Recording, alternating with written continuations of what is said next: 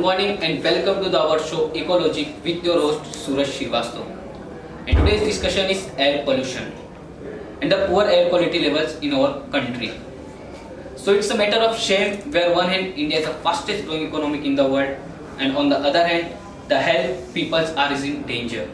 And the reason is simple, poor levels of air quality. So on a serious topic we have some special guests who will be discussed on that topic.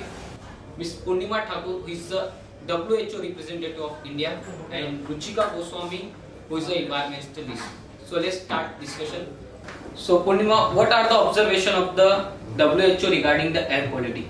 So Suraj, WHO time and again comes up with the statistics related to the air pollution, and you will be shocked to know that a staggering 9 out of 10 people around the world breathe the highly toxic air. Nearly 80% of urban dwellers have to endure outdoor pollution that exceeds the health standards, as well as every year 4.2 million premature deaths happen due to the high levels of air pollution, and 91% of people live in areas where the air pollution exceeds the WHO guidelines. And as you know, according to the recent report, that 14 out of the 20 most polluted cities in the world are in India itself.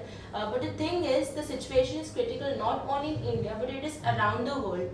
In India, there are some laws that are created to preserve the environment and control the pollution.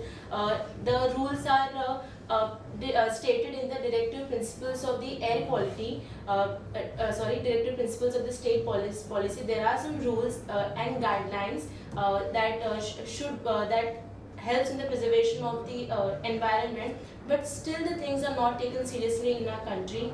As you know, last year the situation in Delhi was so severe, and this year too the picture is no different. Okay, so Purnima, tell about also what are the health effects that comes with our poor air quality. Due to the air pollution, there are long-term as well as the short-term effects. You can see the short-term effects that are difficulty in breathing, there is irritation, there is a lack of concentration, there are physiological as well as psychological effects. So in long term, there are cardiovascular diseases, heart attacks, heart diseases, and bronchitis.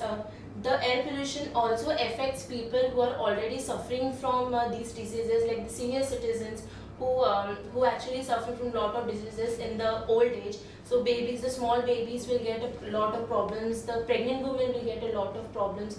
So there are certain guidelines which were set by the this year it was set by the Supreme Court for the taking into consideration the situation in Delhi as well as in Bangalore, where there were foams formed in the lake, in Mumbai as well. So there are long-term as well as the short-term effects of the air pollution.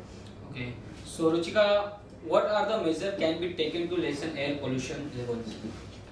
So there are various ways in which we can lessen the particulate matter that causes air pollution. So one of the major causes is burning fossil fuels. So like we need fossil fuels for vehicles or industrial work, and instead of using fossil fuel we should shift our focus to other forms of energy such as wind, solar energy, hydro energy or nuclear energy. Even in nuclear energy, it should be made sure that the radioactive waste is disposed of in a very in such a manner that it does not harm the environment around it.